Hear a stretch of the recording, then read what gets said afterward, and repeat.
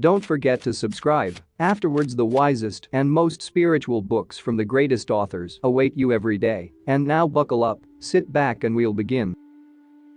Helena Petrovna Blavatsky. The Secret Doctrine. Stanza 6. Continued. At the fourth A, the sons are told to create their images. 1/3 refuses to obey. The curse is pronounced, B.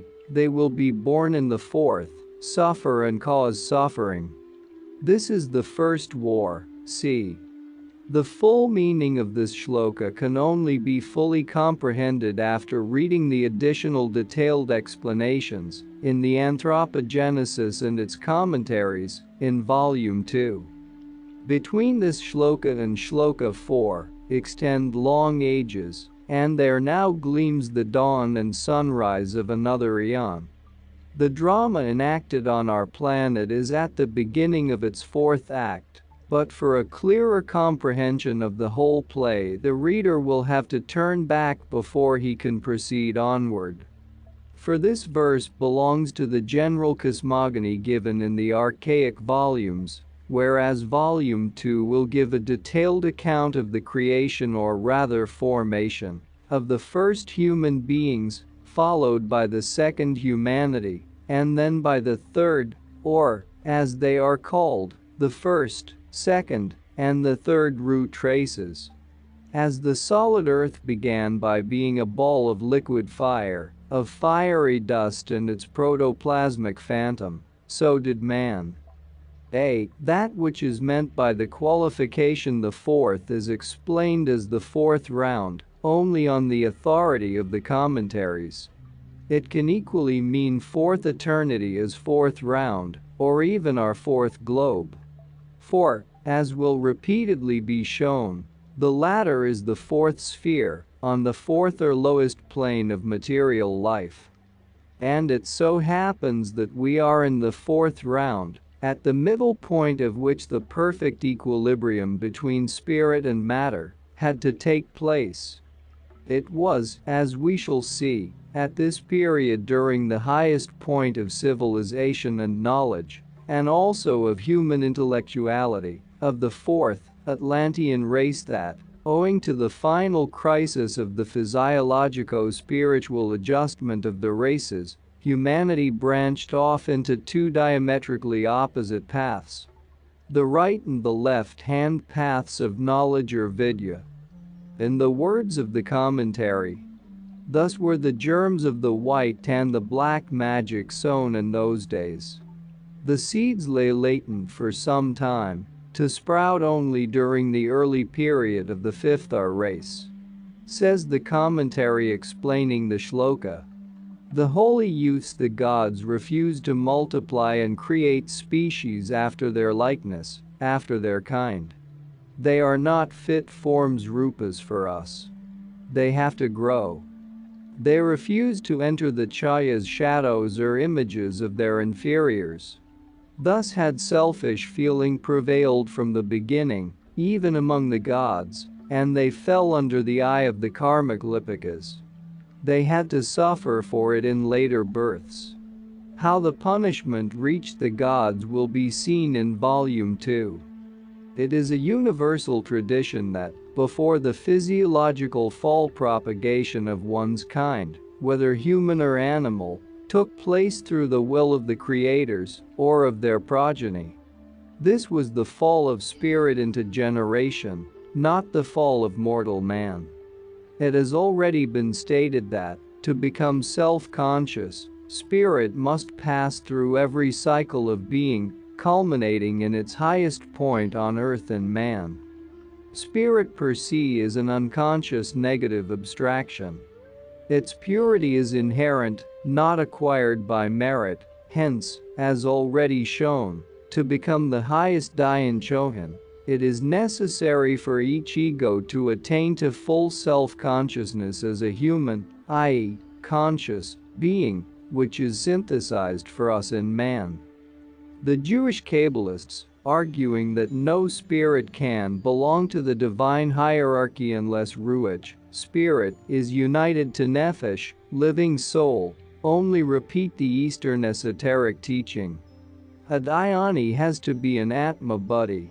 Once the buddhi manas breaks loose from the immortal Atma, of which it, buddhi, is the vehicle, Atman passes into non-being, which is absolute being. This means that the purely nirvanic state is a passage of spirit back to the ideal abstraction of beingness, which has no relation to the plane on which our universe is accomplishing its cycle. B. The curses pronounced does not mean, in this instance, that any personal being, God, or superior spirit, pronounced it, but simply that the cause, which could but create bad results, had been generated, and that the effects of this karmic cause could lead the beings that counteracted the laws of nature, and thus impeded her legitimate progress, only to bad incarnations, hence to suffering. C. There were many wars, all referring to struggles of adjustment, spiritual, cosmical and astronomical, but chiefly to the mystery of the evolution of man, as he is now. The powers or pure essences that were told to create relate to a mystery explained, as already said, elsewhere. It is not only one of the most hidden secrets of nature, that of generation, over whose solution the embryologists have vainly put their heads together, but likewise a divine function which involves that great religious, or rather dogmatic, mystery, the so-called fall of the angels. Satan and his rebellious host, when the meaning of the allegory is explained, will thus prove to have refused to create physical man, only to become the direct saviors and creators of divine man. The symbolical teaching is more than mystical and religious, it is purely scientific, as will be seen later on. 4. Instead of remaining a mere blind functioning medium, impelled and guided by fathomless law, the rebellious angel claimed and enforced his right of independent judgment and will, his right of free agency and responsibility, since man and angel are alike under karmic law. Explaining Kabbalistic views, the author of New Aspects of Life says of the fallen angels that, according to the symbolical teaching, spirit, from being simply a functionary agent of God, became volitional in its developed and developing action, and, substituting its own will for the divine desire in its regard, so fell. Hence the kingdom and reign of spirits and spiritual action, which flow from and are the product of spirit volition, are outside, and contrasted with, and in contradiction to, the kingdom of souls and divine action. So far, so good, but what does the author mean by saying, when man was created, he was human in constitution, with human affections, human hopes and aspirations. From this state he fell into the brute and savage. This is diametrically opposite to our Eastern teaching, and even to the Kabbalistic notion, so far as we understand it, and to the Bible itself. This looks like corporealism and substantialism coloring positive philosophy, though it is rather difficult to feel quite sure of the author's meaning. A fall, however, from the natural into the supernatural, and the animal supernatural meaning the purely spiritual in this case, implies what we suggest. The New Testament speaks of one of these wars as follows. And there was war in heaven. Michael and his angels fought against a dragon, and the dragon fought and his angels, and prevailed not, neither was their place found any more in heaven. And the great dragon was cast out, that old serpent, called the devil and Satan, which deceiveth the whole world. The Kabbalistic version of the same story is given in the Codex Nazarius, the scripture of the Nazarenes, the real mystic Christians of John the Baptist, and the initiates of Christos. Bahak Xivo, the father of the genii, is ordered to construct creatures to create. But, as he is ignorant of Orcus, he fails to do so, and calls in Fetihel, a still purer spirit, to his aid, who fails still worse. This is a repetition of the failure of the fathers, the lords of light, who fail one after the other. We will now quote from our earlier volumes. Then steps on the stage of creation the spirit of the earth, so called, or the soul, psyche, which Street James calls devilish, the lower portion of the anima mundi or astral light. See the close of this shloka. With the Nazarenes and the Gnostics, this spirit was feminine.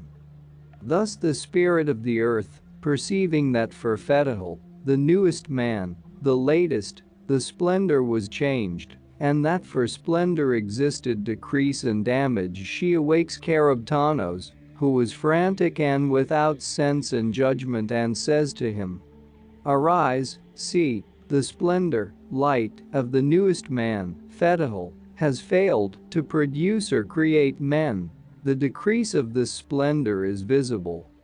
Rise up, come with thy mother, the Spiritus, and free thee from limits by which thou art held, and those more ample than the whole world."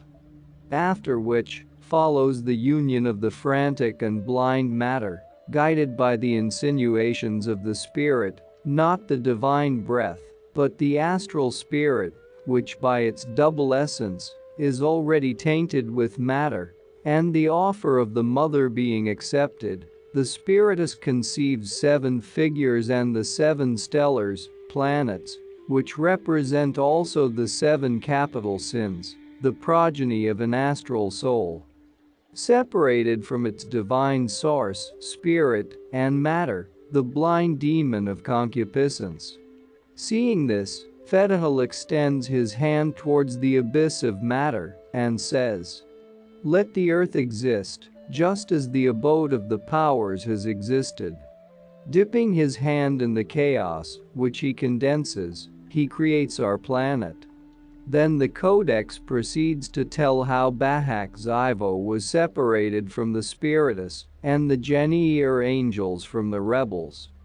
Then, the greatest, Mono, who dwells with the greatest Furho, calls Keber Xivo, known also by the name of Nebadiavar bar Iaphan, the helm and vine of the food of life, he being the third life, and commiserating the rebellious and foolish genii, on account of the magnitude of their ambition, says, "Lord of the genii, eons, see what the genii, the rebellious angels, do, and about what they are consulting.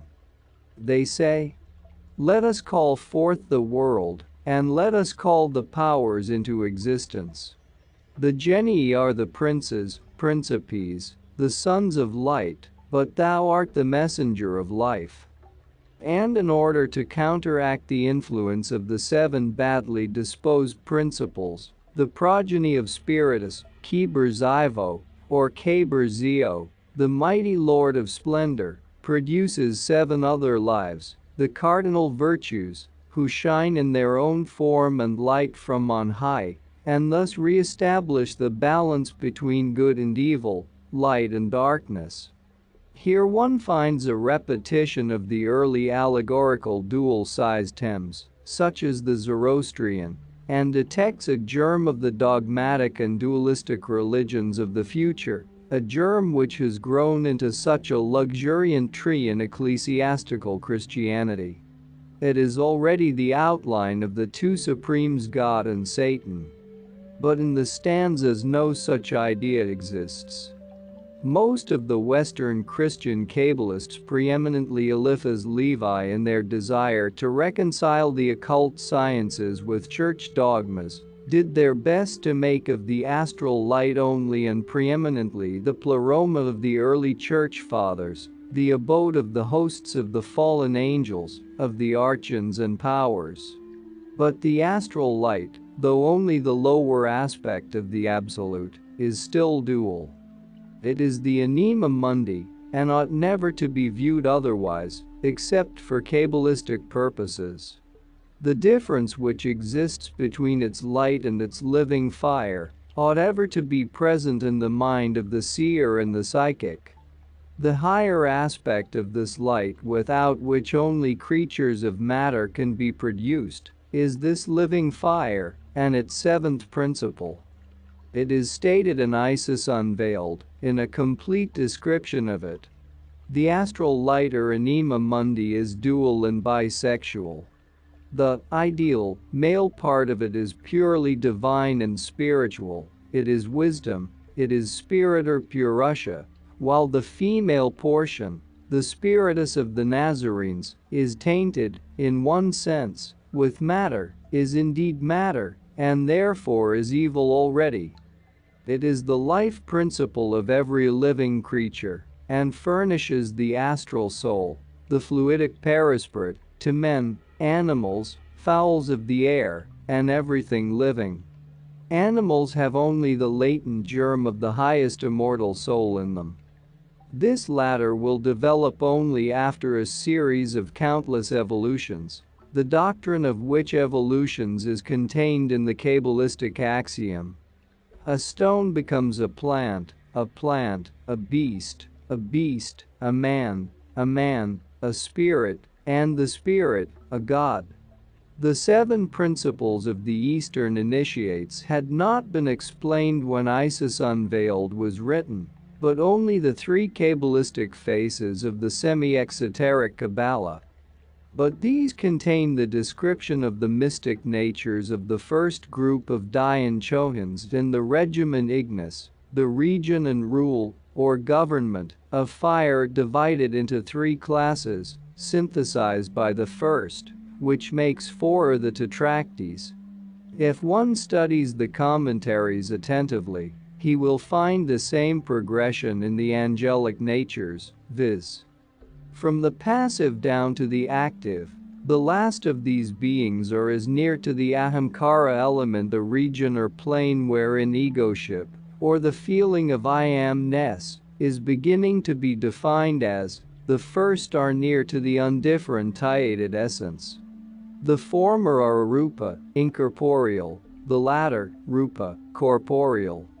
In Volume 2 of the same work, the philosophical systems of the Gnostics and the primitive Jewish Christians, the Nazarenes and the Ebionites, are fully considered. They show the views held in those days, outside the circle of Mosaic Jews, about Jehovah. He was identified by all the Gnostics with the evil, rather than with the good principle.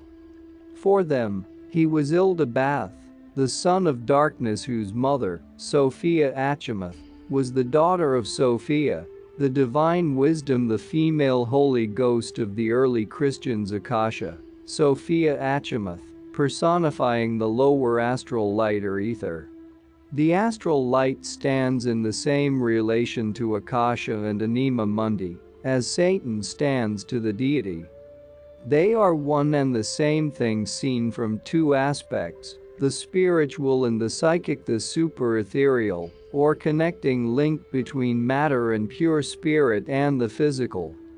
Ildabath, a compound name, made up of Ilda, child, and Bath, the latter from an egg, and chaos, emptiness, void, or desolation, or the child born in the egg of chaos, like Brahma or Jehovah, is simply one of the Elohim, the seven creative spirits, and one of the lower Sephiroth.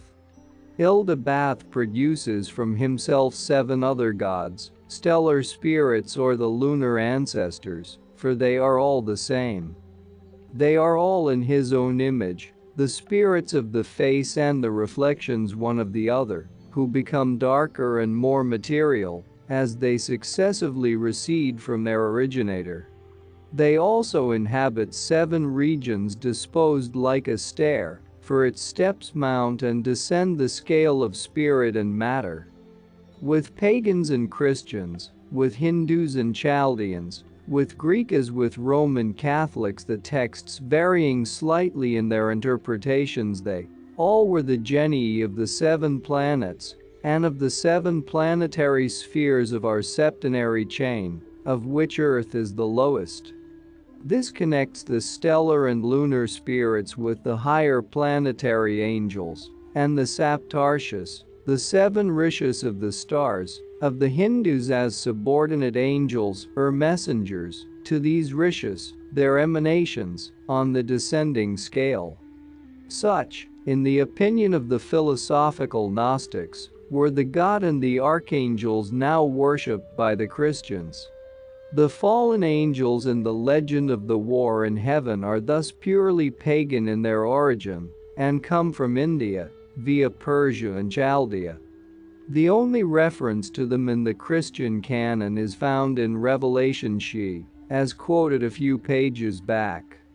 Thus Satan, once he ceases to be viewed in the superstitious, dogmatic, unphilosophical spirit of the churches, grows into the grandiose image of one who makes of a terrestrial, a divine man, who gives him, throughout the long cycle of Mahakalpa, the law of the spirit of life, and makes him free from the sin of ignorance, hence of death. 6. The older wheels rotated downward and upward. The mother's spawn filled the hole. There were battles fought between the creators and the destroyers, and battles fought for space, the seed appearing and reappearing continuously. Here, having finished for the time being with our side issues which, however they may break the flow of the narrative, are necessary for the elucidation of the whole scheme, we must return once more to cosmogony. The phrase older wheels refers to the worlds, or globes, of our chain as they were during the previous rounds.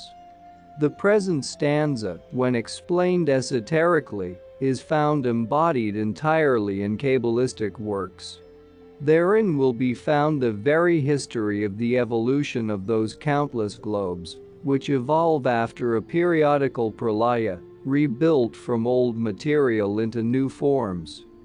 The previous globes disintegrate and reappear, transformed and perfected for a new phase of life. In the Kabbalah, worlds are compared to sparks which fly from under the hammer of the great architect law, the law which rules all the smaller creators. The following comparative diagram shows the identity between the two systems, the Kabbalistic and the Eastern. The 3 upper are the 3 higher planes of consciousness, revealed and explained in both schools only to the initiates. The lower represent the 4 lower planes, the lowest being our plane, or the visible universe. These 7 planes correspond to the 7 states of consciousness in man. It remains with him to attune the 3 higher states in himself to the 3 higher planes in cosmos. But before he can attempt to attune, he must awaken the 3 seats to life and activity. And how many are capable of bringing themselves to even a superficial comprehension of Atma Vidya, spirit knowledge, or what is called by the Sufis, Rohani? The seed appearing and reappearing continuously. Here seed stands for the world germ viewed by science as material particles in a highly attenuated condition, but in occult physics as spiritual particles, i.e. supersensuous matter existing in a state of primeval differentiation. To see and appreciate the difference, the immense gulf that separates terrestrial matter from the finer grades of supersensuous matter, every astronomer, every chemist and physicist ought to be a psychometer, to say the least. He ought to be able to sense for himself that difference in which he now refuses to believe. Mrs. Elizabeth Denton, one of the most learned, and also one of the most materialistic and skeptical women of her age, the wife of Professor Denton, the well-known American geologist, and the author of The Soul of Things, was, in spite of her skepticism, one of the most wonderful psychometers. This is what she describes in one of her experiments. A particle of a meteorite was placed on her forehead, in an envelope, and the lady, not being aware of what it contained, said, "What a difference between that which we recognize as matter here and that which seems like matter there.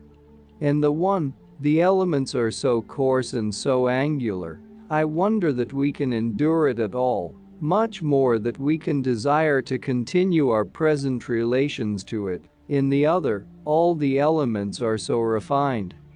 They are so free from those great, rough angularities which characterize the elements here, that I can but regard that as by so much the more than this the real existence. In theogony, every seed is an ethereal organism, from which evolves later on a celestial being, a god.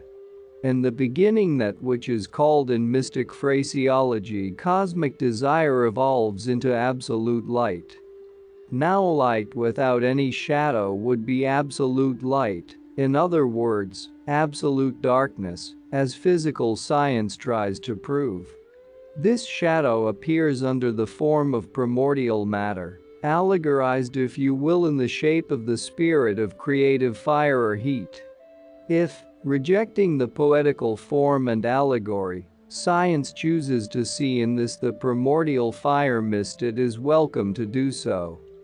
Whether one way or the other, whether Fohit or the famous force of science, nameless and as difficult of definition as our Fohit himself, that something caused the universe to move with circular motion as Plato has it, or, as the occult teaching expresses it, the central sun causes Fohit to collect primordial dust in the form of balls, to impel them to move in converging lines, and finally to approach each other in aggregate.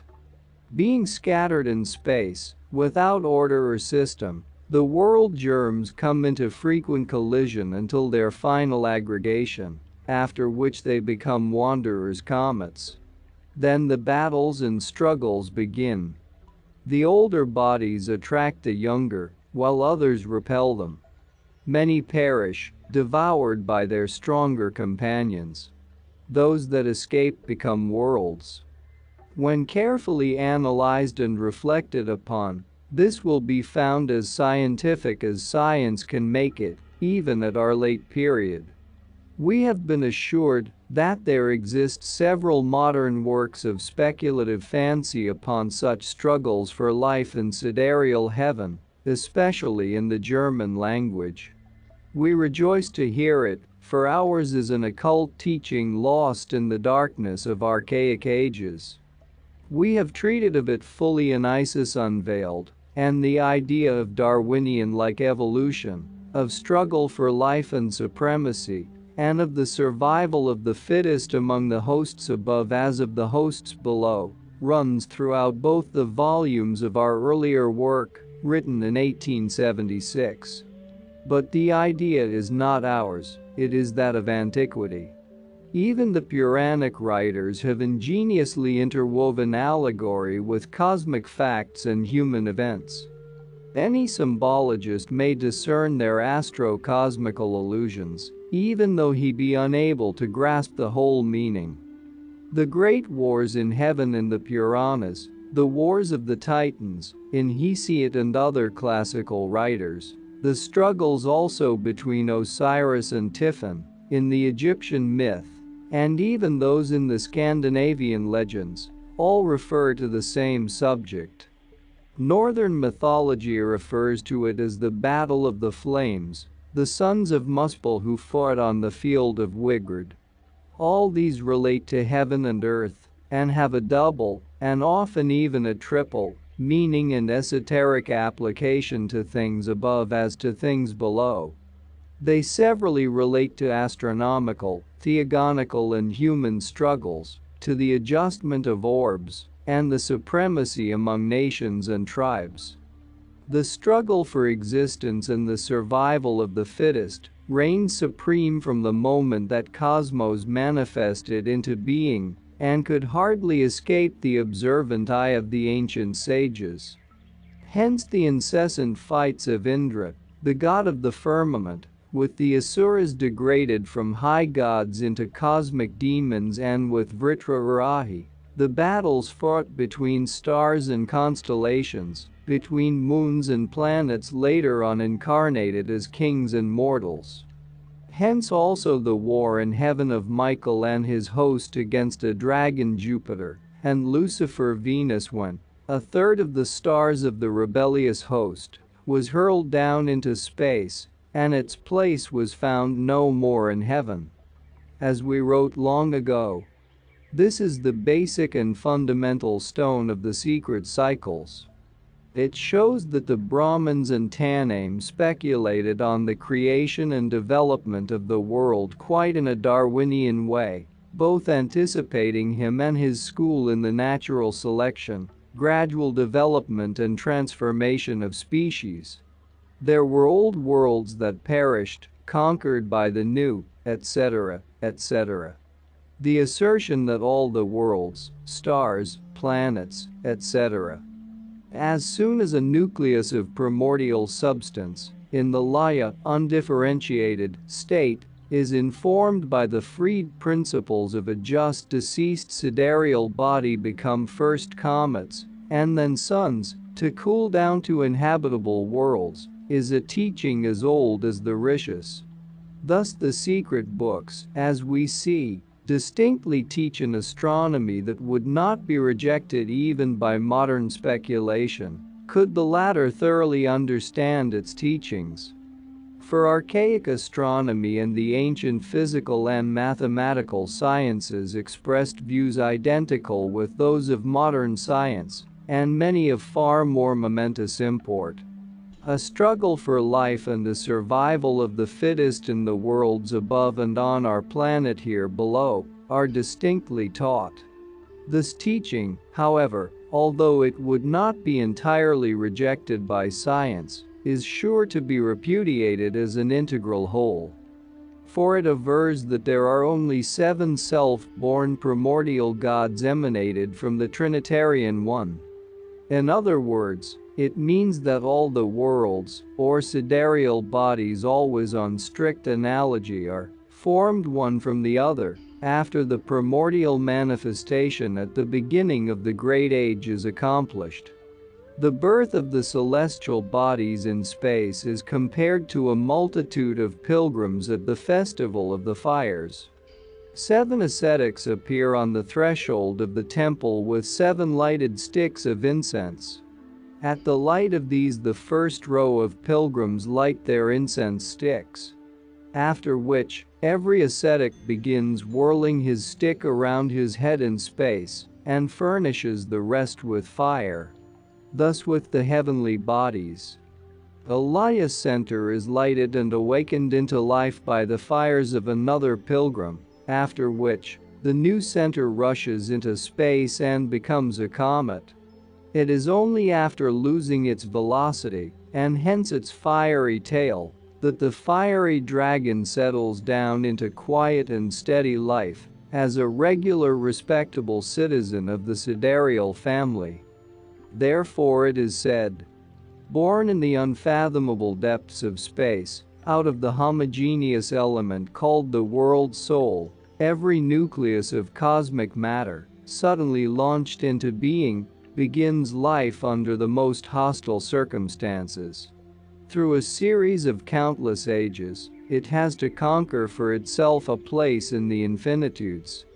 It circles round and round, between denser and already fixed bodies, moving by jerks, and pulling towards some given point or center that attracts it, and, like as a ship drawn into a channel dotted with reefs and sunken rocks, trying to avoid other bodies that draw and repel it in turn.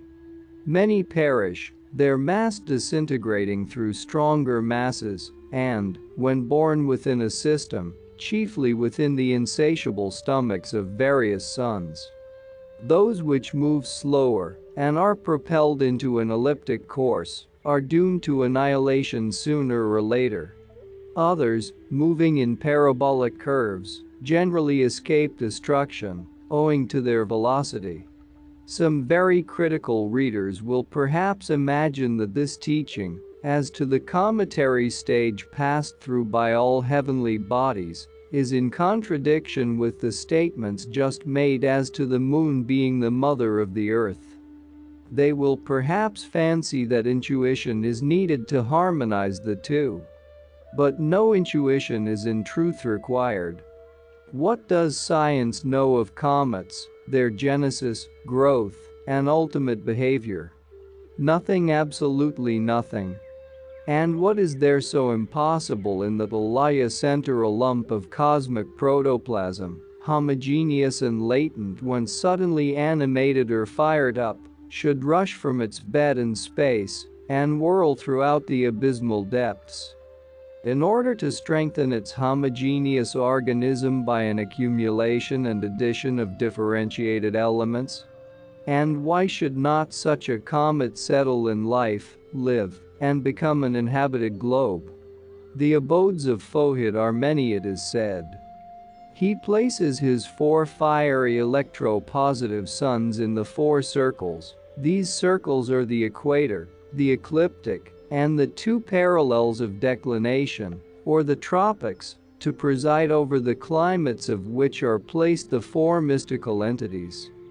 Then again, other 7 suns are commissioned to preside over the 7 hot and 7 cold lokas, the hells of the orthodox Brahmins. At the 2 ends of the egg of matter are Earth and its poles.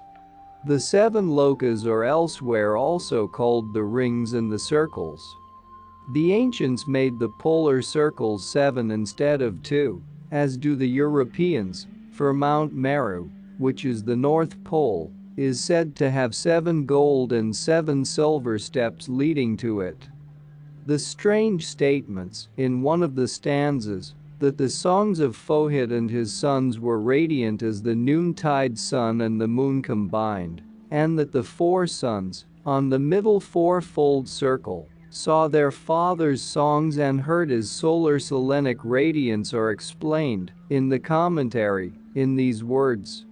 The agitation of the Fahatic forces at the 2 cold ends, north and south poles of the earth, which results in a multicolored radiance at night, has in it several of the properties of Akasha ether, color and sound as well. Sound is the characteristic of Akasha ether. It generates air, the property of which is touch, which by friction becomes productive of color and light. Perhaps the above will be regarded as archaic nonsense, but it will be better comprehended if the reader remembers the aurora borealis and australis, both of which take place at the very centers of terrestrial electric and magnetic forces.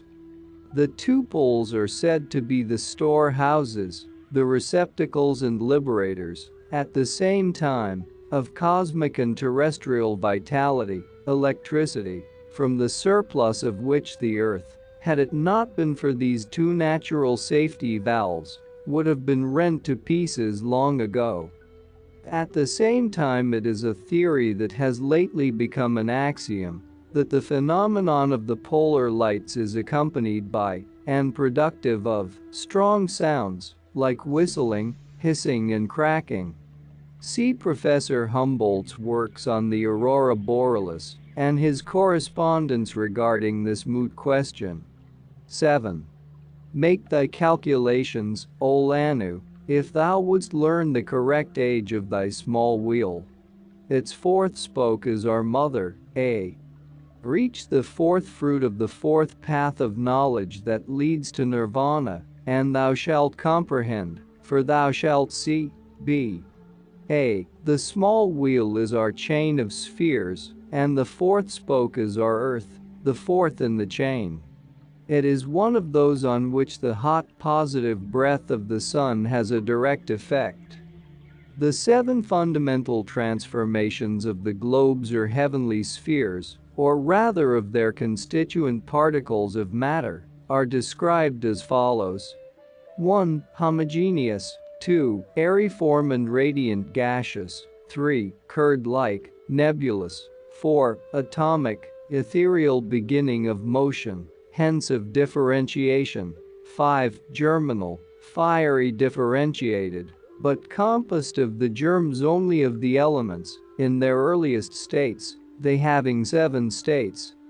When completely developed on our Earth, 6. Fourfold, Vapori the future Earth, 7. Cold and depending on the sun for life and light.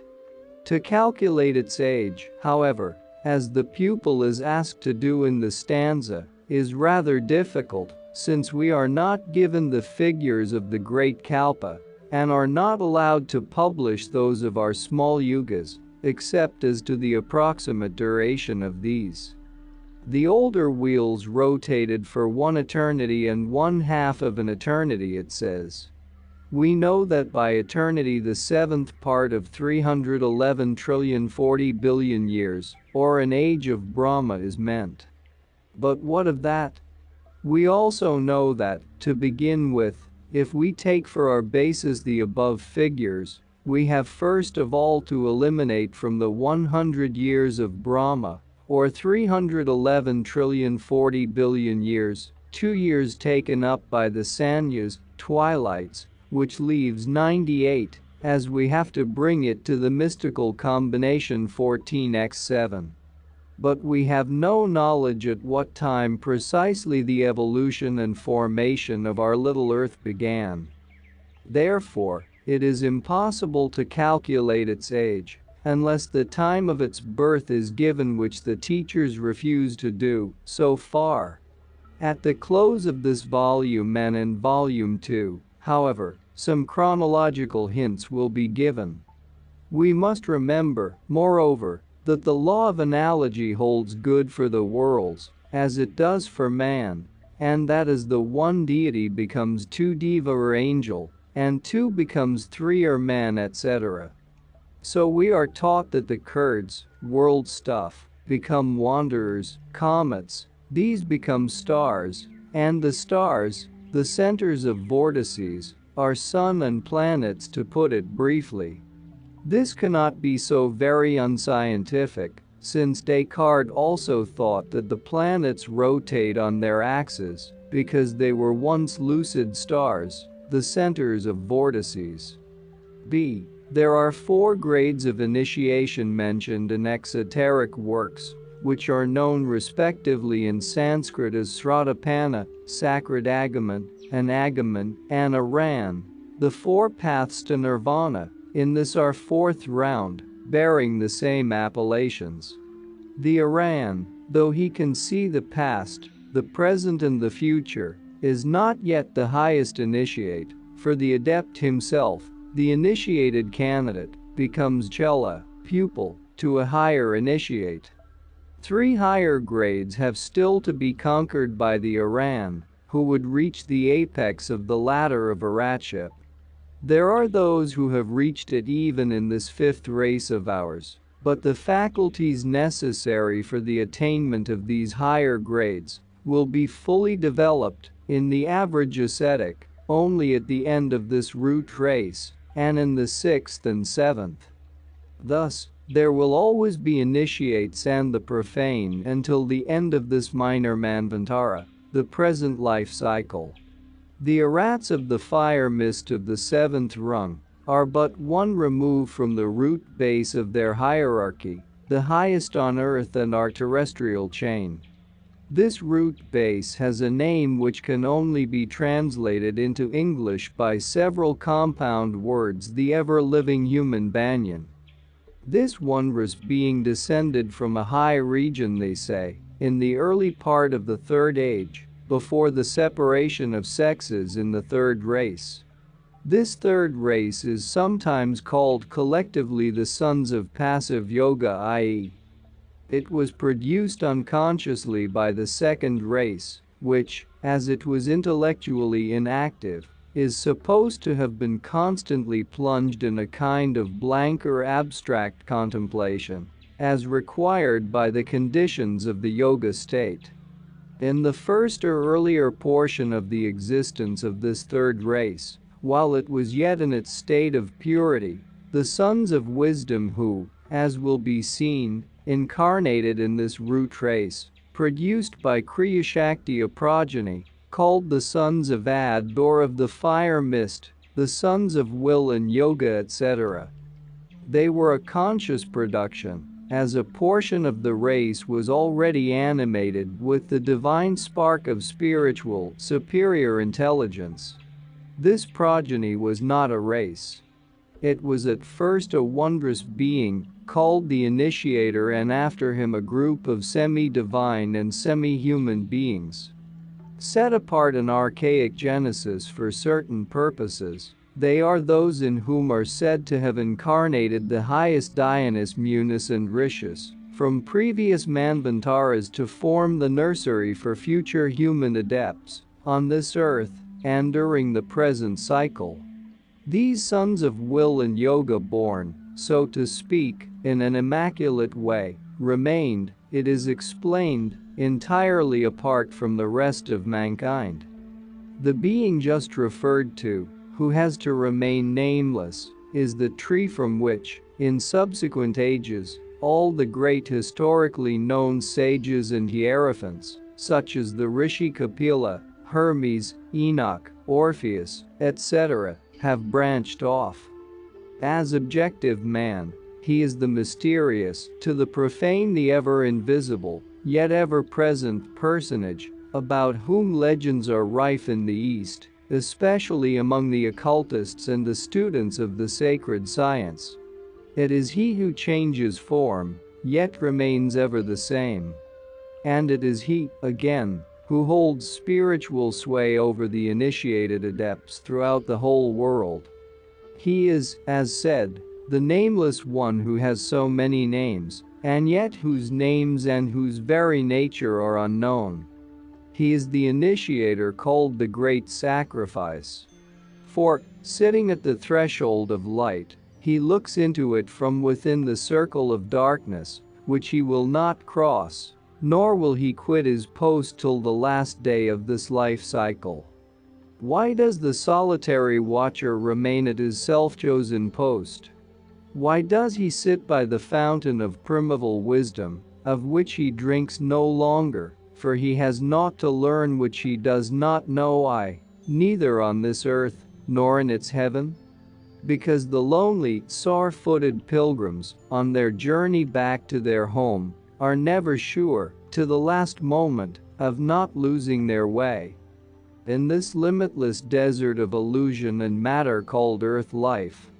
Because he would fain show the way to that region of freedom and light, from which he is a voluntary exile himself, to every prisoner who has succeeded in liberating himself from the bonds of flesh and illusion. Because, in short, he has sacrificed himself for the sake of mankind, though but a few elect may profit by the great sacrifice. It is under the direct, silent guidance of this Mahaguru that all the other less divine teachers and instructors of mankind became, from the first awakening of human consciousness, the guides of early humanity. It is through these sons of God that infant humanity learned its first notions of all the arts and sciences, as well as of spiritual knowledge, and it is they who laid the first foundation stone of those ancient civilizations that so sorely puzzle our modern generation of students and scholars. Let those who doubt this statement explain, on any other equally reasonable grounds, the mystery of the extraordinary knowledge possessed by the ancients who, some pretend, developed from lower and animal-like savages, the cavemen of the Paleolithic age. Let them turn, for instance, to such works as those of Vitruvius Pollio of the Augustan age, on architecture, in which all the rules of proportion are those anciently taught at initiations, if they would acquaint themselves with this truly divine art, and understand the deep esoteric significance hidden in every rule and law of proportion. No man descended from a Paleolithic cave dweller could ever evolve such a science unaided, even in millenniums of thought and intellectual evolution. It is the pupils of those incarnated rishis and devas of the third root race, who handed on their knowledge, from one generation to another, to Egypt and to Greece, with her now lost canon of proportion. Just as the disciples of the initiates of the fourth, the Atlanteans, handed it over to their Cyclops, the sons of cycles or of the infinite, from whom the name passed to the still later generations of Gnostic priests. It is owing to the divine perfection of these architectural proportions that the ancients could build these wonders of all the subsequent ages, their fanes, pyramids, cave temples, cromlechs, cairns, altars, proving they had the powers of machinery and a knowledge of mechanics to which modern skill is like a child's play, and which that skill refers to itself as the works of hundred-handed giants. Modern architects may not have altogether neglected these rules, but they have superadded enough empirical innovations to destroy the just proportions. It is Vitruvius who gave to posterity the rules of construction of the Grecian temples erected to the immortal gods, and the 10 books of Marcus Vitruvius Pollio on architecture, of one, in short, who was an initiate, can only be studied esoterically. The druidical circles, the dolmens, the temples of India, Egypt and Greece, the towers, and the 127 towns in Europe which were found Cyclopean in origin by the French Institute, are all the work of initiated priest architects, the descendants of those first taught by the sons of God, and justly called the builders. This is what appreciative posterity says of these descendants.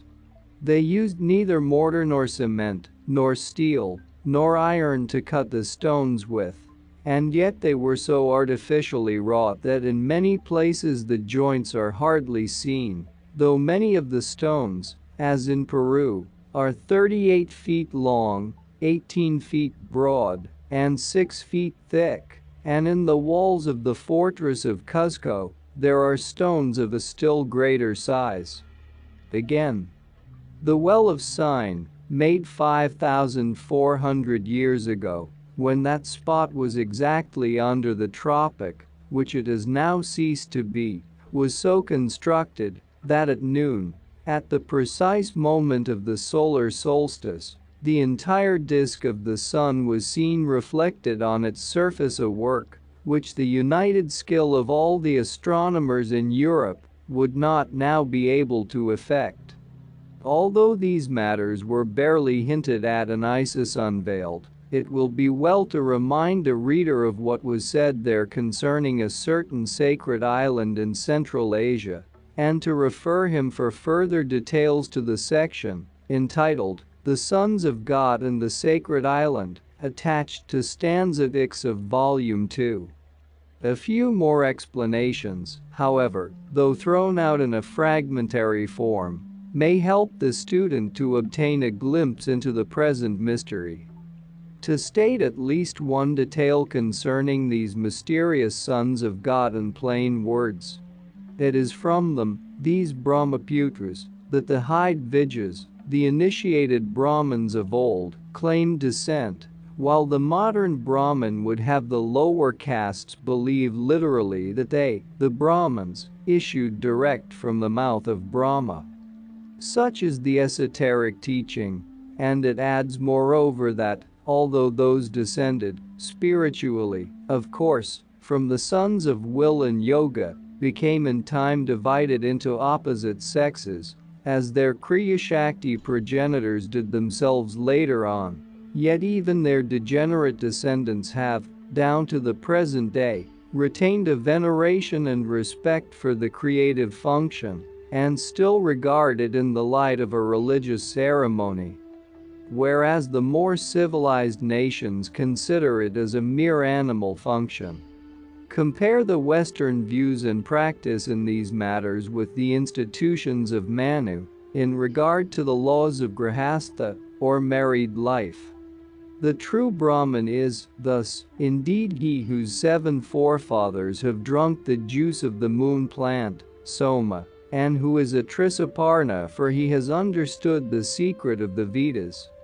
And, to this day, such Brahmins know that, during the early beginnings of this race, psychic and physical intellect being dormant and consciousness still undeveloped. Its spiritual conceptions were quite unconnected with its physical surroundings. That divine man dwelt in his animal though externally human form, that, if there was instinct in him, no self-consciousness came to enlighten the darkness of the latent fifth principle. When the lords of wisdom, moved by the law of evolution, infused into him the spark of consciousness, the first feeling it awoke to life and activity was a sense of solidarity, of oneness with his spiritual creators. As the child's first feeling is for its mother and nurse, so the first aspirations of the awakening consciousness in primitive man were for those whose element he felt within himself and who were yet outside and independent of him. Devotion arose out of that feeling and became the first and foremost motor in his nature, for it is the only one which is natural in his heart, which is innate in him, and which we find alike in the human babe and the young of the animal. This feeling of irrepressible, instinctive aspiration in primitive man is beautifully, and one may say intuitionally, described by Carlyle, who exclaims, "The great antique heart how like a child's in its simplicity, like a man's in its earnest solemnity and depth. Heaven lies over him wheresoever he goes or stands on the earth, making all the earth a mystic temple to him, the earth's business all a kind of worship. Glimpses of bright creatures flash in the common sunlight, angels yet hover, doing God's messages among men.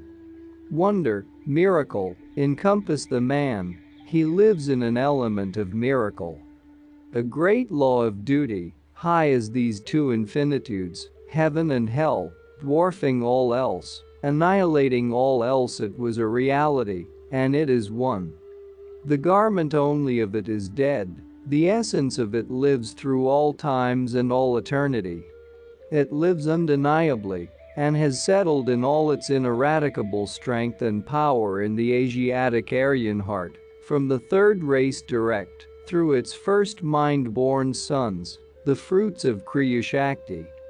As time rolled on, the holy caste of initiates produced, but rarely, from age to age, such perfect creatures, beings apart, inwardly, though the same as those who produced them, outwardly. In the infancy of the third primitive race, a creature of a more exalted kind was wanting yet, and therefore was designed, conscious of thought, of more capacious breast, for empire formed and fit to rule the rest. It was called into being, a ready and perfect vehicle for the incarnating denizens of higher spheres, who took forthwith their abodes in these forms, born of spiritual will and the natural divine power in man. It was a child of pure spirit, mentally unalloyed with any tincture of earthly element. Its physical frame alone was of time and of life, for it drew its intelligence direct from above. It was the living tree of divine wisdom, and may therefore be likened to the mundane tree of the Norse legends, which cannot wither and die until the last battle of life shall be fought, while its roots are all the time gnawed by the dragon Nidhogg. For even so, the first and holy son of Kriya Shakti had his body gnawed by the tooth of time, but the roots of his inner being remained forever undecaying and strong, because they grew and expanded in heaven, and not on earth. He was the first of the first, and he was the seed of all the others. There were other sons of Kriya Shakti produced by a second spiritual effort, but the first one has remained to this day the seed of divine knowledge, the one and the supreme among the terrestrial sons of wisdom. Of this subject we can say no more, except to add that in every age even in our own, there have been great intellects who have understood the problem correctly. But how comes our physical body to the state of perfection it is now found in? Through millions of years of evolution, of course, yet never through, or from, animals, as taught by materialism. For, as Carlyle says, the essence of our being, the mystery in us that calls itself I, what words have we for such things? Is a breath of heaven, the highest being reveals himself in man. This body, these faculties, this life of ours, is it not all as a vesture for that unnamed? The breath of heaven, or rather the breath of life, called in the Bible nephesh, is in every animal, in every animate speck, and in every mineral atom. But none of these has, like man, the consciousness of the nature of that highest being, as none has that divine harmony in its form, which man possesses. It is, as novelists said, and no one since has said it better, as repeated by Carlyle, there is but one temple in the universe, and that is the body of man. Nothing is holier than that high form we touch heaven when we lay our hand on a human body. This sounds like a mere flourish of rhetoric, but it is not so. If well meditated, it will turn out to be a scientific fact, the expression of the actual truth of the thing. We are the miracle of miracles, the great inscrutable mystery. And that's not all. Our experts and regular viewers respond to all comments. Also check if you forgot to subscribe and set your bell to receive notifications about new audiobooks and other useful self-development materials that we release regularly. Join in the discussions, don't forget to give likes and, if possible and inspired, support the development of the channel financially. All useful links will be in the description and the first attached comment. Goodness, love and wisdom to all. And now move on to watch the next part of the video at the links below, or choose something from the playlists of the channel and those you see on the screen.